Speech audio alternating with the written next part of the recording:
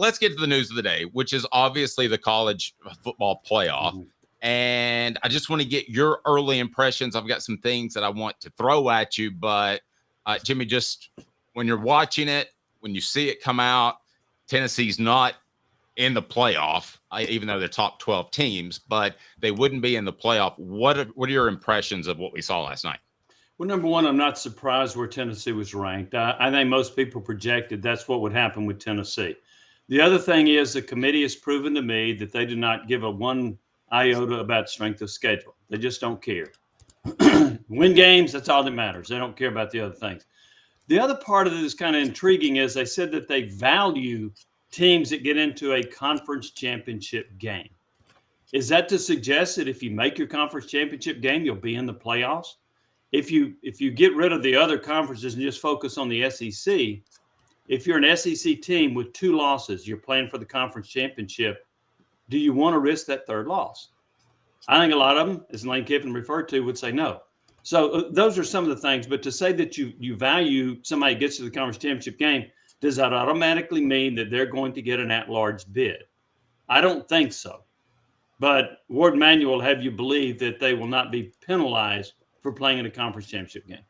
Caleb, let me ask you the same question. What was your strongest impression coming away from the college football playoff? The biggest one to me was just that, and we're going to talk about this later in the show, but I mean, they value brand, conference power, and recency over actual resume or eye test, and that I don't think they watch the games, which we'll talk about in a little while too. But yeah, as far as Tennessee, I think it's very clear Tennessee has a few paths to reach the college football playoff, but none of them are guaranteed. And so I just want to go down. Can I go down them real quick, or do you want to? Go for it. So, Jimmy, I did hear you on the radio. I do want to bring this up because this is what Caleb's getting into.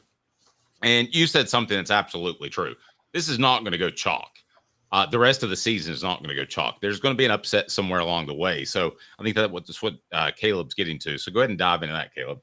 Yeah. So I think the most obvious path for Tennessee to get to the college football playoff is they went out and Indiana just gets absolutely demolished by Ohio State.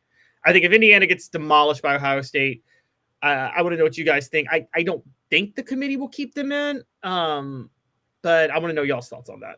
I agree with you. I think if Indiana gets destroyed, what do they hanging their hat on now?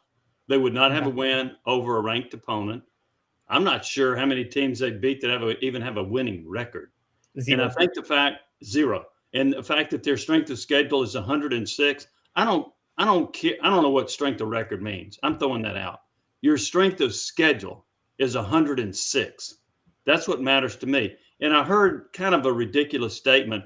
Well, they couldn't help it. They just played the teams on their schedule. Yeah, they could help it. You have 3 non-conference games. You can't help your conference schedule.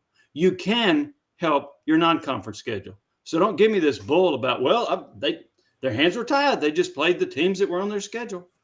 Bull. But Jimmy, I agree with you. I think that is bull, but is that not the smartest way to do it? Because it appears to me that if you just win, you're going to have an opportunity to be in this thing. And Indiana's proof of that. I don't think they're very good. You just got to win your games. I hate that for the fans that go to the stadium. Well, they're proof of that this year, and we didn't really know. They got 6 new members of the committee. And apparently the 6 new members of the committee don't give a darn about strength of schedule. But we didn't know that about last year's committee. And whenever they have new committee members in the future, what's their focus going to be? So my point is, it's not that you should schedule easy. My point is you control at least a part of your schedule. So don't say, they just played the teams on their schedule. No, they control some of that. And I give Georgia credit. Georgia went out and played Clemson. Georgia plays Georgia Tech. Those are 2 teams that are better than anybody in Indiana's playing on the non-conference schedule. Yeah, to your point on that, Jimmy, it's funny. Yeah, people, because I see a lot of people try to be like, the Big Ten plays 9 game schedules and the SEC only plays 8 game schedules. Did you know that's how members of the committee actually talk, Jimmy? That ninth, they're not that articulate. that ninth Big Ten game is typically against a Northwestern or somebody that. Would you rather play that ninth Big Ten game, or would you rather play Georgia's schedule, which, by the way, Georgia plays 10 Power 5 schools, including Clemson, who might actually make the playoffs. So, it's laughable that we're playing the 9 conference games. But I think I agree with you, Jimmy, and but I do think they will knock Indiana out if Indiana gets beaten pretty badly. I agree with that. Yeah. Another path for Tennessee. What if it's? Let me stop you there. What if it's 10 or 14 points? Indiana's in. Yeah, I think so too. Really? If that's the case, then this committee's a joke. If that's the case, and I'm not saying this on Tennessee's behalf. I would say it on Texas A&M's behalf too, and I would even say it on. I'll throw this out. I'd say it on Army's behalf. I would say it on behalf of a lot of teams because that's just a flat out joke. If Indiana's in and they lose to Ohio State, I also. For Tennessee's perspective, another path for them to get in, obviously. Guys, how realistic is it? I don't think we could just write off Florida as a win for Ole Miss. What do you guys think? I think Ole Miss could lose that game on Saturday. If Ole Miss could lose at home to Kentucky, Ole Miss can lose on the road to Florida. And I think DJ Langway's a dangerous quarterback. I think Jaden Baugh, who had 5 rushing touchdowns against Kentucky, is a good running back. Badger had over 100 yards receiving against LSU. I think it could be a dangerous game for Ole Miss. I don't give that game to Ole Miss. Do I think they're going to win? Yes. I also thought they'd beat Kentucky. So yeah. I think that's another game that could play in Tennessee's favor if Florida beats Ole Miss. Yep. And when we talk about Texas too, if Texas doesn't beat Texas A&M, who's their biggest win? Vanderbilt. Wow. Well, that's my next path. Jimmy, we're trending on TikTok right now because I pointed out that there is a clear-cut rig job by the SEC and the College Football Playoff on behalf of Texas because they gave them the easiest schedule in the SEC possible, and they have no resume, and they're still number 3 with their 9-1 record. But I think if Texas loses to Texas A&M, Texas is out. They have to be the 2-loss team out. My question to you, though, is does that really help Tennessee? Because wouldn't Texas A&M just leapfrog Tennessee at that point? Well, Texas A&M could leapfrog and play in the SEC championship game and get beat, and then they got 3 losses. Yeah. Then what happened? Would they actually? But here's the question: would they actually use that against Texas A&M though?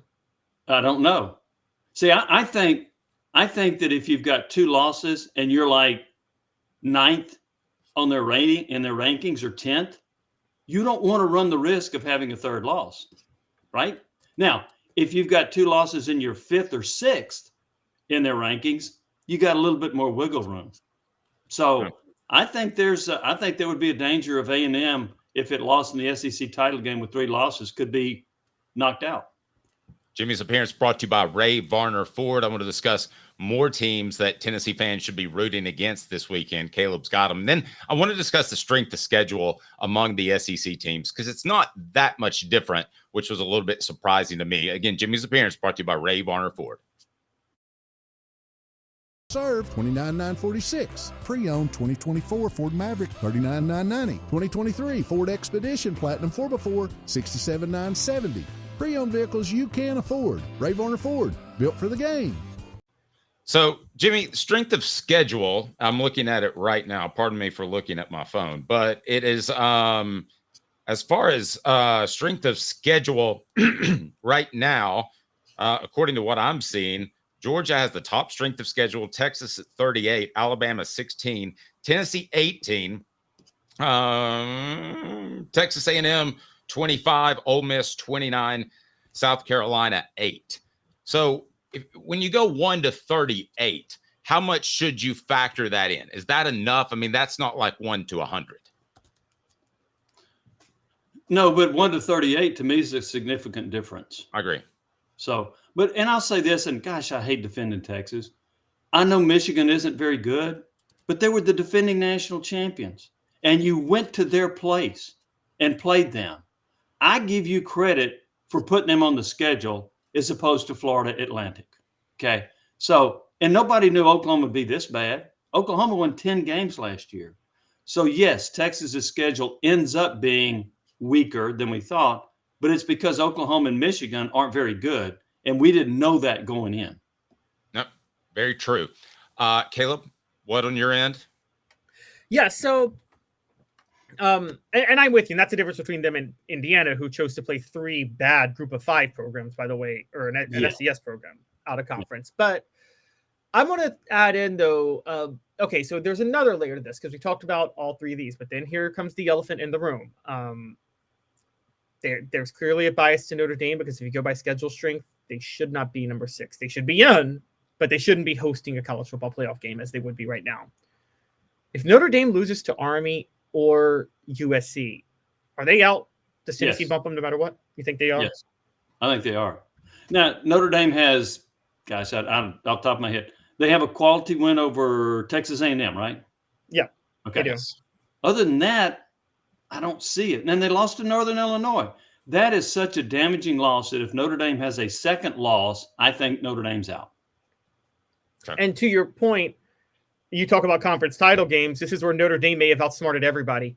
Everybody was wondering, what was Notre Dame thinking? They've just surrendered the bye by not joining a conference and accepted it. And Notre Dame's like, yeah, but we don't have to play a conference title game, so we can't do any damage to ourselves that last week. Very good point. Our poll question that's up on our YouTube page right now: are you more or less confident the Vols make the college football playoff after last night and seeing the show? More, 25%, less, 38%, same, 38%. I'm going to go ahead and say that I'm the same, Jimmy, because I've said this before. I think this is a television show, and the only one that matters is the one at the end. That's true, but I have to acknowledge that I'm less confident because if they beat Georgia, they're in, right? Well, I mean, just specifically the announcements made last night, not what happened on Saturday. I'm sorry. Okay, so are you more confident that Tennessee gets in now than you were yesterday? Even with even the way they stand right now, is that what you're saying? Yes. Okay. I'm having trouble going there. I think it's less than 50-50. Caleb has pointed out several things that have to happen. The other thing that has to happen, in my opinion, is the Big 12 and the ACC only get one team in. So that helps. Notre Dame losing to either Army or Southern Cal helps. If Florida beats Ole Miss, if those 4 things happen, Tennessee's in. Yep. Go ahead. I want to throw this out here too, though, because I get a lot of Tennessee fans are upset about this, but look, the point of the college football playoff, because we always said 3 whines about 2 or 5 whines about 4. The reason, one of the biggest reasons for expansion was to say, well, 5 whining to be in the top 4 or 3 whining to be in the top 2 is not the same as 13 whining to be in the top 12. And I got to say, Tennessee fans, sorry, and I wrote this last night, they may be on the outside looking in. It's their own fault. The committee didn't make them go to Arkansas and lose that game coming off a bye. They did that. That is solely on Tennessee and nobody else. Yep, that's true. The other factor is, guys, this is going to sound hypocritical of me. Well, not hypocritical, contradictory. Tennessee could have played a tougher non-conference schedule. They could have. But then when I look at it, does the committee care about your strength of schedule?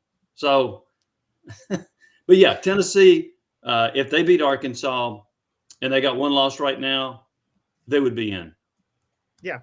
And it's nobody's fault. And you can't complain that they're behind Ole Miss or Alabama or Georgia. All these 2-loss SEC teams beat each other. Someone has to be the odd one out. Right. And, as of right now, it's Tennessee. And again, if Tennessee doesn't lose to Arkansas, they wouldn't be in this situation.